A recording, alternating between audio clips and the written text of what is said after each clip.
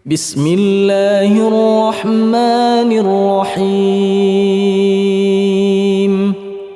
Jadi ada penekanan tentang masalah pentingnya optimisme dalam Islam, dan ini akan lebih panjang lebar kita bahas pada kesempatan ini insyaallah.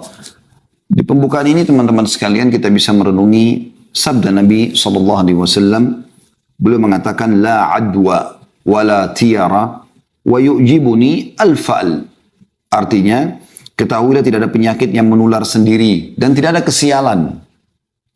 Serta aku sangat menyukai al-fa'al. Al-fa'al itu kata-kata optimis. Ya. Jadi seperti biasa di teman-teman dokter itu atau medis, kalau orang lagi sakit, saya bisa sembuh nggak? Insya Allah bisa. Ya.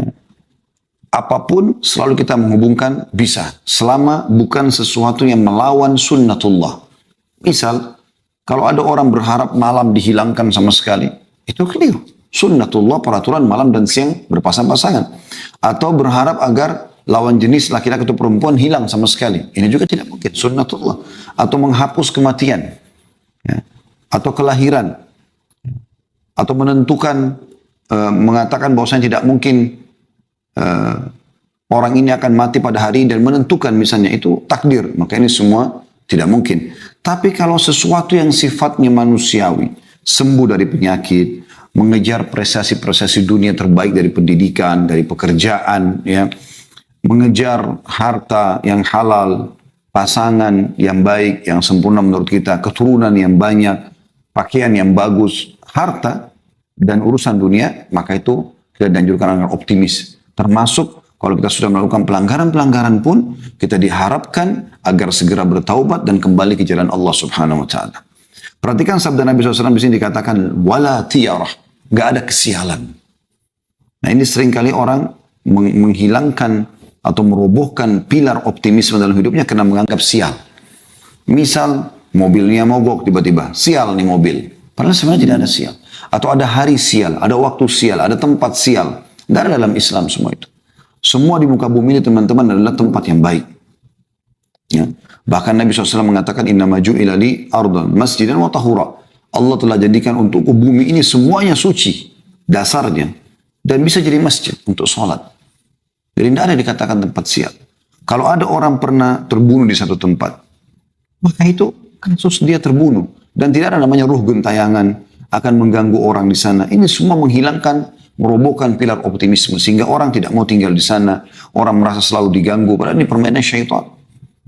Salah satu sebab turunnya surah Jin adalah orang-orang Mekah, saudaraku seiman, mereka seringkali kalau mereka pernah melakukan perjalanan ini di masa jahiliyah ya, sebelum datang Islam kepada mereka. Mereka seringkali kalau melakukan perjalanan, kemudian mereka turun di sebuah lembah, mereka tancapkan kemah-kemah mereka untuk tinggal, maka tanpa ada sebab tiba-tiba pemimpin kafilah itu, perjalanan itu, meminta bekal masing-masing dari orang yang ikut dalam kafilah perjalanan tadi. Kemudian dia datang ke tengah-tengah lembah, lalu dia berkata, wahai penjaga lembah, ini setengah bekal kami, ambillah, jangan ganggu kami. Maka Allah Subhanahu wa Ta'ala turunkan surah Jin, salah satu potongan ayatnya adalah fazaduhum rahaqa. Maka syaitan-syaitan yang ada di sekitar lembah itu makin mengerjai mereka. Jadi tidak ada teman-teman. Anda biar tidur di dekat kuburan, ya, di sekitar kuburan tidak ada masalah. Kuburan orang sudah mati. Mereka di alam barzah. Gak ada ceritanya kuburan bisa terbuka, pocongnya keluar, ganggu orang seperti sering digambarkan dalam film-film di Indonesia. Ini perusakan akidah. Tidak ada sama sekali. Siapa di antara kita sini teman-teman yang pernah kedatangan pocong kakeknya atau neneknya atau keluarganya? Tidak ada. Kalau memang mereka bisa datang, loncat-loncat ke rumah, ketuk pintu, minta makan, ngajak ngobrol, semua orang akan mengalami. Bahkan orang bisa berharap orang tuanya bisa datang kepada dia. Memang tidak ada dalam Islam itu. Dan memang tidak ada faktanya.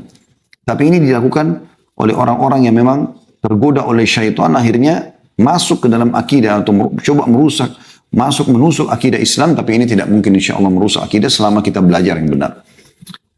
Dan juga Nabi SAW mengatakan, dan aku suka sekali dengan al-fa'al, kalimat optimis. Saya bisa, saya akan diampuni, saya akan masuk surga, saya akan berhasil, saya akan lulus, saya akan menikah, saya akan punya anak, ya. Saya akan jadi orang kaya, saya akan jadi orang pintar, ya. Saya akan memaafkan, ya. Semua itu al-fa'al. Dan kita dianjurkan dalam Islam seperti itu. Bahkan itu bisa menjadi doa. Ya. Makanya Nabi SAW hadis tadi itu hadis riwayat Bukhari Muslim ya. Yang hadis tentang kata-kata al-fa'al. Kata-kata optimisme. Dan dalam Islam kita dianjurkan agar selalu saja ya, menghindari kata-kata buruk bahkan. Kata Nabi SAW, jangan kalian pernah ucapkan kata-kata buruk yang bisa jadi doa buruk untuk diri kalian, harta kalian, dan juga keluarga kalian yang bisa saja malaikat lewat mengaminkan dan terjadilah. Misal ada suami istri mengatakan, saya nyesal nikah sama kamu. Ada orang tua mengatakan pada anaknya, menyesal saya melahirkan kamu misalnya. Menyesal saya punya anak seperti kamu. Maka bisa jadi kalimat buruk. Dan itu bisa saja anaknya justru jadi nakal gara-gara kata-kata itu. Atau dia lihat dirinya di kaca, dia mengatakan, saya kok jelek sekali ya. Akhirnya dia selalu memandang dirinya jelek. Padahal sebenarnya sejelek apapun dia dalam pandangan manusia, tetap dia ciptaan Allah Subhanahu Wa Taala. Tetap ada kesempurnaan ciptaan di situ. Allah mengatakan, fi ahsani taqwim, kami ciptakan manusia dengan sesempurna mungkin. Al-Hulaimi berkata, rahimahullah, Nabi SAW suka dengan optimisme. Karena pesimis merupakan cermin persangkaan buruk kepada Allah tanpa alasan yang jelas. Optimisme diperintahkan dan merupakan wujud persangka yang baik atau prasangka yang baik. Seorang mukmin diperintahkan untuk bersangka baik kepada Allah dalam setiap kondisi. Ini dinukil dari Fathul Bari, syarah Sahih Bukhari, ya, di jilid 10 halaman 226. Jadi bagaimana kita dianjurkan agar selalu berbuat kebaikan-kebaikan, teman-teman. Kita selalu optimis. Jadi seburuk apapun masa lalu Anda, nggak ada hubungannya dengan Anda sekarang. Masa lalu dalam Islam tidak pernah dilihat. Bukankah mayoritas sahabat dulunya orang-orang non-muslim, orang kafir di Mekah, kemudian mereka dapat hidayah? Bukankah Umar bin Khattab radhiyallahu anhu adalah orang yang paling benci Islam? Bahkan pada saat akan mengucapkan syahadat, hari itu dia menguruskan pedangnya, pakai baju perangnya untuk membunuh Nabi SAW. Dan terbalik, Allah berikan hidayah. Ya. Bukankah Abu Sufyan, orang yang memimpin pasukan Ahzab, orang yang membenci Islam, tapi setelah pembebasan kota Mekah masuk Islam? Bukankah Ikrimah bin Abi Jahal, ayahnya Abu Jahal, meninggal dalam keadaan kafir, dia selalu bersama ayah yang membenci Islam. Tapi setelah masuk Islam, dia menangis memegang Al-Quran sambil mengatakan, ini perkataan Tuhanku yang aku lalaikan selama ini. Kemudian dia mengatakan, ya Rasulullah, mulai hari ini aku akan, ya ini lihat kalimat optimisnya, aku akan bersedekah sejumlah dulu yang aku keluarkan untuk memerangi Anda sebagai tebusannya. Mereka optimis. Banyak sahabat masuk Islam umurnya sudah sepuh, tapi mereka menghafal Al-Quran. Tidak ada kata-kata pesimis. Mereka selalu optimis. Ya. Abdurrahman bin Auf radhiyallahu anhu datang ke Mekah, datang dari Mekah cuma pakaian di badan, hartanya semua disita oleh orang-orang kafir Mekah. Tapi dia datang ya dengan berbekal hanya pakaian di badan, lalu dia datang ke pasar Madinah, dia datangi salah satu penjual ya perangkat pertanian, perkebunan, cangkul dan yang sejenis, lalu mengatakan, saya seorang muhajir, saya butuh untuk mengambil barang Anda, jatuh tempo, besok saya bayar. Mulailah dia ambil 5-6 cangkul dan berbagai jenisnya, kemudian dia jual, besok laku sampai dia punya toko, sampai dia menjadi salah satu dari penduduk Madinah atau kaum muslimin terkaya, atau orang-orang terkaya. Enggak ada kata-kata pesimis. Mereka selalu optimis. Dan ini memang pilar Islam. Ingat selalu firman Allah Subhanahu wa Ta'ala dalam surah Al-Insyirah ayat 5 sama ayat 6. Ya, fa inna ma'al usri yusra. Inna ma'al usri yusra. Di setiap kesulitan, ingat ayat ini. Ada kesulitan apapun, kita lagi sakit berharap sembuh. Kita lagi miskin berharap kaya. Kita lagi di PHK berharap supaya bisa dapat kerja baru. Kita lagi belum lulus sekolah, kita berharap nanti menjadi seorang sarjana. Atau apa saja, kita belum menikah berharap menikah. Belum punya anak berharap punya anak. Semuanya itu, ya, fa inna ma'al usri yusra. Di setiap kesulitan akan ada kemudahan. Intinya teman-teman, jangan sampai di masa kita lagi sulit melanggar hukum Allah Subhanahu wa Ta'ala. Malah kedukun, ya, malah berbuat kesyirikan, malah bermaksiat, lagi ada masalah malah minum khamr, malah berzina, maka makin hancur hidup dia. Ini ayat ini berlaku bagi orang yang menghadapi kesulitan lalu dia kembali kepada Allah Subhanahu wa Ta'ala. Cobaan yang sedang datang justru bentuk kasih sayang Allah agar kita bisa kembali kepadanya. Di saat itu Anda wudu,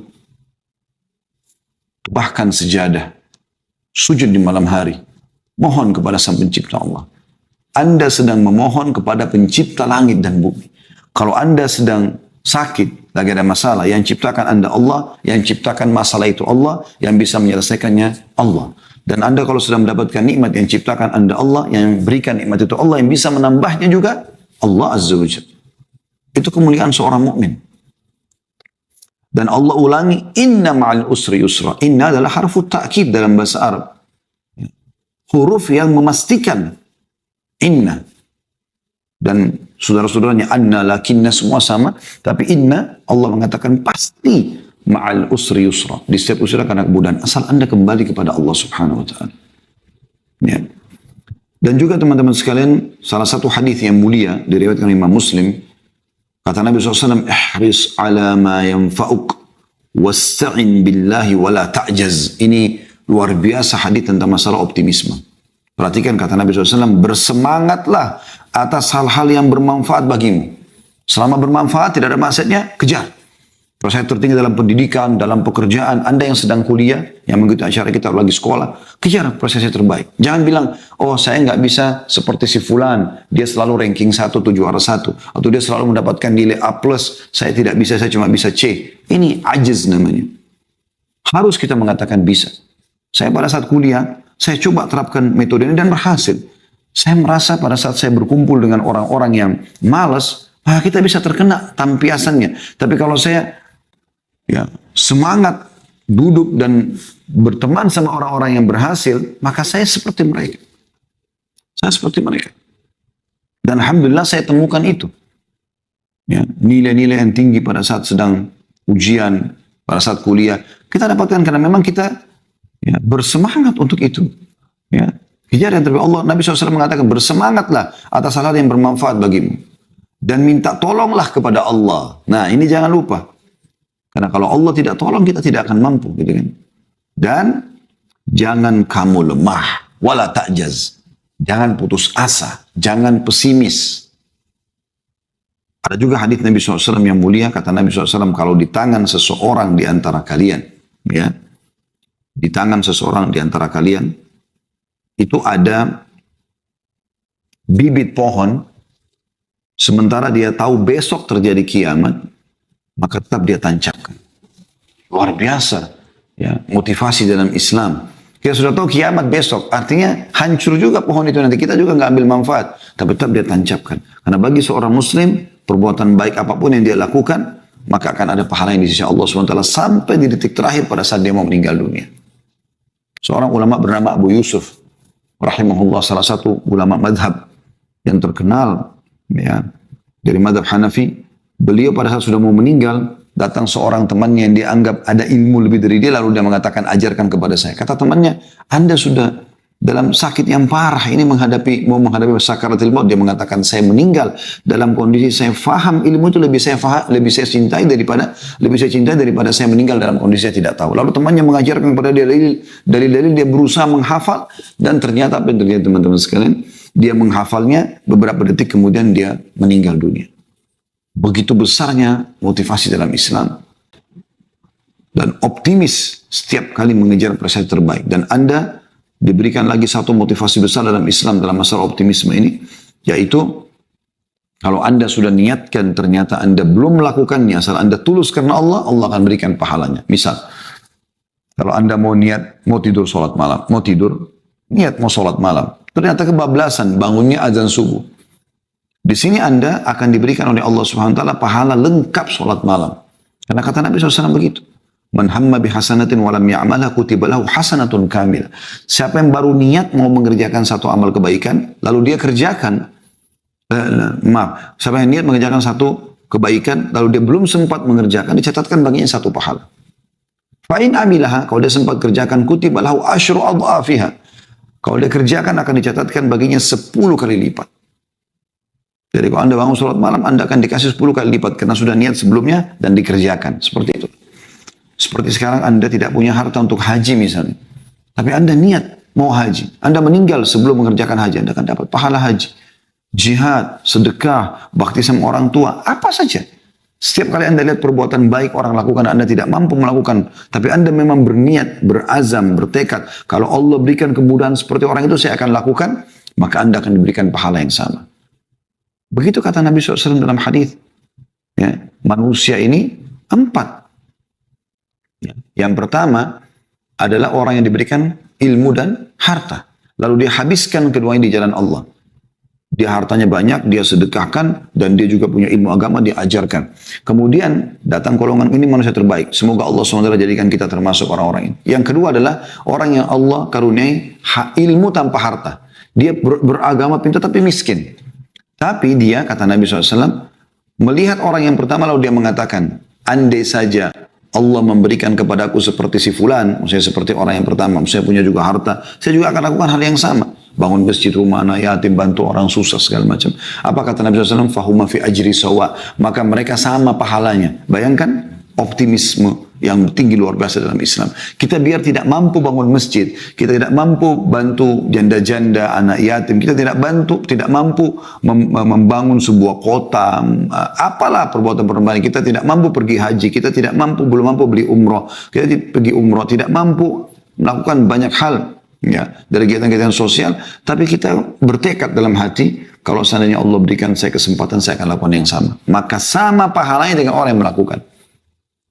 Itu optimis, apalagi yang lebih jelas daripada ini. Dan kata Nabi SAW, golongan ketiga adalah orang yang Allah karuniakan kepadanya harta tanpa ilmu. Kaya tapi nggak tahu agama. Maka dia menghabiskan hartanya pada kemaksiatan. Lalu datang golongan keempat, wa na'udzubillah, ini yang paling buruk, orang yang tidak dikarunia harta juga ilmu. Udah miskin, bodoh. Ya. Lalu dia bukan melihat golongan kedua sama ketiga, pertama, bukan kedua sama pertama, tapi dia lihat golongan ketiga. Yang kaya tapi bermaksiat. Maka dia mengatakan, kalau saya punya kesempatan seperti si fulan, maksudnya orang yang ketiga tadi, menghabiskan hartanya foya-foya di jalan syaitan, maka saya akan lakukan hal yang sama. Kata Nabi SAW, fahuma fi wazri sawa, maka mereka sama dosanya. Ya. Ini bahaya sekali, maka jangan pernah niat untuk menjadi ahli maksiat. Ada cukup banyak teman-teman yang coba kita bahas dalam kesempatan kita ini, semoga Allah berkahi. Bagaimana kita dianjurkan agar selalu punya optimisme. Ada hadis yang lain, hadis ini hadis sahih riwayat Imam Ahmad, hadis ini riwayat Bukhari Muslim tepatnya. Kata Nabi SAW kepada Sa'ad bin Abi Waqqas radhiyallahu anhu, innaka intadhar warathataka agniya'a khairun laka an tadharahum 'alatan yatakaffafuna an-nas. Ketahuilah wahai Sa'ad, engkau meninggalkan anak-anakmu dalam keadaan kaya, ya, engkau pada saat meninggal tinggalkan warisan yang banyak, jauh lebih baik. Artinya untukmu dan untuk mereka. Kau dapat pahala yang banyak, mereka pun bisa hidup. Daripada mereka kau tinggalkan dalam kondisi mengemis kepada orang-orang. Bukankah itu adalah sebuah optimisme? Supaya kita menjadi orang kaya, yang penting halal, lalu kita tinggalkan untuk ahli waris. Itu hadis sahih riwayat Bukhari Muslim. Allah Subhanahu wa ta'ala, teman-teman, tidak pernah melarang kita untuk menikmati apa yang telah diciptakan. Selama 5 huruf halal. Dan dia hanya melarang 5 huruf yang lain haram. Dan perlu kita titik beratkan, dan ini sering saya bahasakan, yang haram itu jauh lebih sedikit dibandingkan yang halal. Halal ini banyak sekali. Pada saat Allah haramkan babi, Allah ganti dengan sapi, kambing, ayam, kelinci, semua hewan air. Kenapa harus babi dimakan? Ini sebagai bentuk cobaan dari Allah SWT. Seperti Anda kerja di kantor. Nah, pasti di kantor itu akan, begitu Anda melamar kerja dan Anda diterima, akan yang ada adalah motivasinya. Kalau kerja dari jam sekian sampai jam sekian akan dapat ini. Kan gitu. Tapi di kantor juga akan dikatakan, kalau Anda melanggar akan ada begini dan begitu. Tentu perusahaan tidak berharap Anda melanggar, berharap Anda berjalan. Nah, itu yang dimaksudkan. Ini cara memahami rasionalnya. Allah Subhanahu wa ta'ala memberikan yang haram itu bagi orang-orang yang mau melanggar. Cobaannya, gitu kan. Jangan dilanggar. Pelanggaran-pelanggaran itu untuk diketahui dan dihindari. Anda sudah tahu ini di perusahaan saya tidak boleh, maka jangan dilakukan. Supaya Anda tidak kena PHK, supaya Anda tidak punya masalah. Begitu juga dengan hal-hal yang merupakan motivasi, ya, atau motivator untuk bekerja di kantor, Anda lakukan. Ya. Perhatikan Allah Subhanahu wa ta'ala menjelaskan kepada kita dalam surah Al-A'raf ayat 32. Surah Al-A'raf ayat 32. Anda bisa buka di aplikasi Al-Quran. Di handphone Anda bunyinya A'udzubillahi minasyaitonirrajim. Sekali lagi Al-A'raf ayat 32. Qul man harrama zinatallahi allati akhraja li'ibadihi wat-tayyibati minar rizq.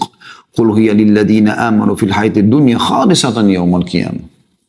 Katakan hai Muhammad, siapa yang melarang, mengharamkan perhiasan-perhiasan yang telah Allah keluarkan untuk hamba-hambanya dan thayyibat minar rizq, yang baik-baik dari rezeki, makanan yang sehat, makanan yang wangi, berkualitas, pakaian, minuman, pergaulan yang halal. Siapa yang mengharamkan semua itu?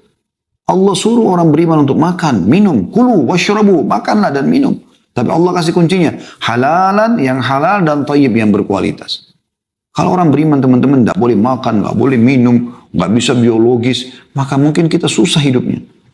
Wajar orang menjadi kafir, tapi ini semuanya bisa, tapi dengan cara halal. Makan, minum yang halal, biologis yang halal dengan cara menikah, gitu kan? Kata Allah Subhanahu wa taala, katakan hai Muhammad, itu untuk orang-orang beriman di dunia dan juga hanya untuk mereka di akhirat. Di dunia orang kafir masih dapat makan, minum dan segala macam, tapi di akhirat orang beriman saja. Di dunia kita dapat kenikmatan selama kita menjalankan atau menikmati yang halal, menjalankan perintah dan menikmati yang halal, dan di akhirat kita juga akan dapat khusus buat kita saja. Orang kafir malah akan menuju ke api neraka. Wa na'udzubillah. Alhamdulillah.